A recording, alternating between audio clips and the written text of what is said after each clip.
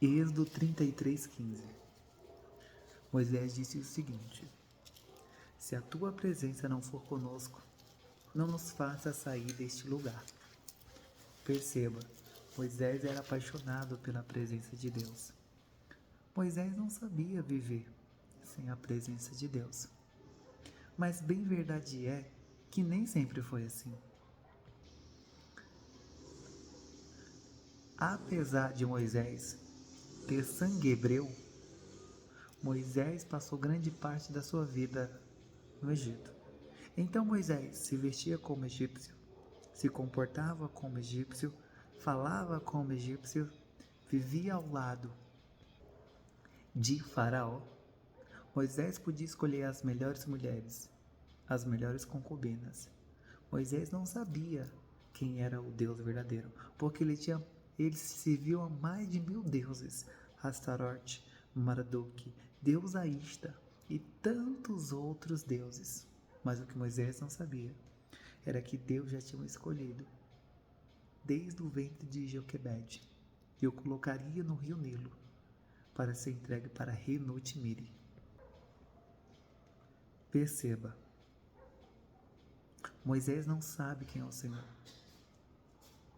mas Deus já o conhecia desde o ventre da sua mãe. Salmo 139 diz: sondas e conhece o coração de Moisés, sem que haja uma só palavra nos seus lábios. De longe entende os seus pensamentos. Perceba, Deus não levanta ninguém sem propósito. Deus não levanta ninguém sem direção. Deus levanta Moisés para libertar o povo de uma escravidão que já durava aproximadamente 400 anos. Perceba, Deus levanta Davi, 1 Samuel 16, porque Saul já tinha desobedecido a palavra de Deus. Deus pediu para Saul destruir um povo, Amileque, só que ele poupou os animais. E quando o profeta Samuel disse: o que o Senhor mandou você fazer? E ele disse: destruir. Mas por que você poupou os animais? E ele disse: é porque eu quero oferecer sacrifício a Deus. E o profeta, que simboliza o próprio Deus, disse: tem o Senhor tanto prazer em holocausto e em sacrifício com quem obedece a Deus? Eis que obedecer é melhor do que sacrificar, e a gordura de carneiros. E o que nós entendemos com esse texto? Quando Deus mandar você executar algo, que você possa executar. Que quando Deus mandar você fazer algo, que você faça. Porque diante da presença de Deus, não tem como nós nos justificarmos. Diante da presença de Deus, não tem como nós ficarmos dando desculpa. Diante da presença de Deus, a gente pede perdão e fica em silêncio. Isaías também viu a glória de Deus, presenciou a glória de Deus. Isaías 6. No ano em que morreu o rei Uzias, eu vi o Senhor assentado sobre um alto e sublime trono, e o seu séquito enchia todo o templo, e vi serafins que voavam ao redor do trono de Deus. Outros diziam que voavam acima do trono de Deus, e cada um tinha 6 asas, com 2 cobriam seus rostos, com 2 voavam, e com 2 cobriam seus pés. Com 2 cobriu seus ossos, porque não eram dignos de olhar para o Todo-Poderoso, para o Todo-Grandioso. E com 2 cobriu seus pés, porque em sinal de reverência. E os anjos e os serafins clamavam uns aos outros, dizendo: Santo, Santo, Santo é o Senhor, e toda a terra está cheia da sua glória. E os umbrais do templo se moviam da voz daquele que clamava, e saiu uma fumaça. Então disse eu: ai de mim, que sou homem de impuros lábios e habito no meio de pessoas pecadoras, a qual eu sou a mais impura entre todas elas. Então veio um anjo com a tenaz, ou uma brasa viva do altar, e purificou os meus lábios. Perceba, Isaías podia dizer o seguinte: graças a Deus que eu sou santo e sou privilegiado por ver a glória de Deus, mas infelizmente eu moro ou vivo num lugar onde só tem pessoa pecadora, que não merece ver a glória de Deus. Perceba o seguinte: diante da glória de Deus, não tem como a gente ficar falando da vida dos outros. diante da glória de Deus. Não tem como a gente ficar se preocupando se falam mal de você, se criticam você, se falam mal da sua vida. Diante da glória de Deus, a gente só quer a presença de Deus, a gente só quer ser cheio do Espírito Santo. Diante da glória de Deus, a gente fala para Deus: Deus, se essa semana eu soltei algum palavrão, meu Deus, purifica os meus lábios. Se essa semana que eu não venha mais falar palavrão, se essa semana eu falei mal da vida de alguém, meu Deus, que eu não venha mais falar mal da vida de alguém. Se essa semana sair alguma palavra torpe da minha boca, Deus, me ajuda a não falar mais essas palavras torpes. Por quê? A Bíblia diz em Coríntios, diz assim: examinai o homem a si mesmo. Perceba, por que não está escrito examine a vida dos outros? Porque a gente não tem poder de mudar a vida dos outros, a gente não tem poder de transformar a vida dos outros. Perceba, através de Deus, e nós que temos o poder de nos transformarmos, de nos aperfeiçoarmos, de nos reinventarmos. Perceba também que Jeremias viu a glória de Deus. Deus levanta Jeremias para pregar para um povo de Israel que já estavam se prostituindo, que já estavam se adulterando, que não estavam mais obedecendo os mandamentos de Deus, que já não estavam mais sendo fiéis à palavra de Deus. Então Deus levanta Jeremias para falar de um cativeiro da Babilônia que duraria aproximadamente 70 anos e que ia vir o rei Nabucodonosor invadir aquela cidade, ia queimar casas e ainda ia destruir com um monte de gente, ia levar uma grande parte para a Babilônia. Então, no primeiro capítulo de Jeremias, Deus aparece para Jeremias, mas só que Jeremias se justifica dizendo: ah, Senhor, eu sou apenas uma criança, não sei falar. Então Deus responde: não diga sou apenas uma criança, porque ainda no ventre da tua mãe eu te formei e as nações eu te dei como profeta. Perceba o seguinte, que entre Deus e Jeremias, nós vamos dar razão para Jeremias, porque realmente, de fato, Jeremias era uma criança. Jeremias não sabia falar, mas perceba o seguinte: Deus não vê como a gente vê.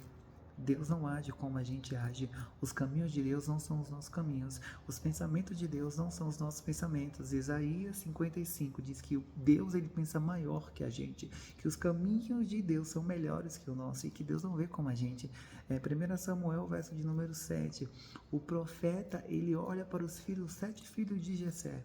Então ele vê que Eliabe era forte, bonito, pronto, preparado, batalhava, guerreara, era apto. Então o profeta Eliabe achou que certamente aquele seria o escolhido de Deus. Mas Deus brada no coração e diz assim: não tente para a sua formosura, para a sua estatura, para as suas qualidades, para os seus talentos, porque eu já tenho rejeitado todos eles. Perceba o seguinte: o profeta pode errar, o pastor pode errar, a pastora pode errar, o tangedor pode errar, mas Deus não erra, Deus não falha, Deus não tarda, em Deus não há sombra de variação. Deus faz tudo perfeito, do jeito que Ele quer. Em Gênesis capítulo 20, está escrito: e no tempo determinado, Deus deu um filho a Abraão. Perceba, Deus não tardou, Deus não falhou, foi no tempo determinado. Entenda o seguinte: Deus ainda não cumpriu o teu milagre na tua vida, porque não chegou o tempo determinado. Deus não te deu a cura ainda, porque não chegou o tempo determinado. O tempo de Deus não é o teu tempo. No Salmos 40 diz: esperei com paciência no Senhor. Não é você esperar murmurando, não é você esperar reclamando, não é você esperar ficar comparando com a vida dos outros. No Salmo 40, essa palavra ela vem do hebraico e fica depositei, ou seja, então você está esperando e depositando a sua confiança no Senhor. Você está esperando e está acreditando que o Senhor vai fazer. Você está esperando e está acreditando que Deus vai fazer milagres. Você está esperando e está convicto que a esperança vai vir nas mãos do Senhor. Entenda o seguinte: você está aqui porque Deus tem promessas na tua vida. Entenda o seguinte: você está aqui porque Deus tem propósito, Deus tem sonhos para ti. Não foi você que acordou esta manhã e disse: vou viver, vou adorar, vou exaltar a Deus. Não. Foi o próprio Deus que colocou esse desejo dentro do teu coração para você adorar, para você exaltar, para você glorificar. Até porque quantas e quantas vezes você falou que ia desistir, que você falou que ia parar, que você não aguentava mais, que a sua vida já estava tudo perdido. E você está presente hoje aí, porque não é você, é o próprio Deus que te sustenta, é o próprio Deus que te guarda, é o próprio Deus que te protege. Você está vivo, não é porque você é bom, não é porque você é maravilhoso, não é porque você escolheu a Deus, porque está escrito em Mateus: não foi vós que escolhestes a mim, mas eu que vos escolhi a vós. Você está vivo é por causa do sangue derramado na cruz de Cristo por ti. Você está vivo é por causa de João 3,16, que Deus te amou de uma maneira tão especial. Você está vivo pela graça de Deus. E o que é graça? Favor imerecido. Nós não merecíamos a graça de Deus, mas Deus nos deu. Nós não merecíamos estar respirando o ar, mas foi Deus que nos deu essa graça. Nós não merecíamos andar, mas foi Deus que nos deu as pernas para andar. Nós não merecíamos tocar nas coisas, mas Deus que nos deu a graça de termos mão. Nós não merecíamos ter paladar, mas foi Deus que nos deu essa graça. Perceba, tudo que acontece na nossa vida é graça de Deus. Tudo é para a glória de Deus. Quer comais, quer bebais, quer fazer qualquer outra coisa, fazer tudo para a glória de Deus. Romanos 8:28. Mas todas as coisas, elas contribuem juntamente daqueles que amam a Deus.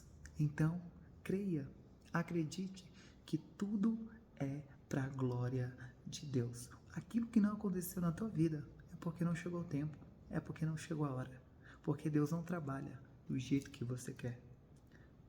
Você não é o patrão de Deus, é Deus que é o teu patrão. Então, sujeitai-vos a Deus e Ele se sujeitará a vós. Chegai-vos a Deus e Ele chegará a vós. Jeremias 33:3. Clama a mim, responder-te-ei, e anunciar-te-ei coisas grandes e firmes, que ainda não sabes. Orareis a mim, e eu vos ouvireis. Buscar-me-eis, e me achareis, quando me buscardes de todo o vosso coração. Salmos 37. Deleita-te no Senhor, e Ele concederá o desejo do teu coração. Salmos 119. Como purificará o jovem o seu caminho? Observando conforme a sua palavra. Êxodo 14:14. O Senhor pelejará por vós, e vós calarei. Salmos 24. Do Senhor é a terra, o mundo e todos aqueles que nele habitam. Ou seja, Deus está no controle do mundo. Deus está no controle das coisas. Deus está no controle da nossa vida. Deus está no controle da nossa história. Deus está no controle de tudo. Por quê? Deus é soberano. Deus é poderoso. Nós vemos um palmo à nossa frente.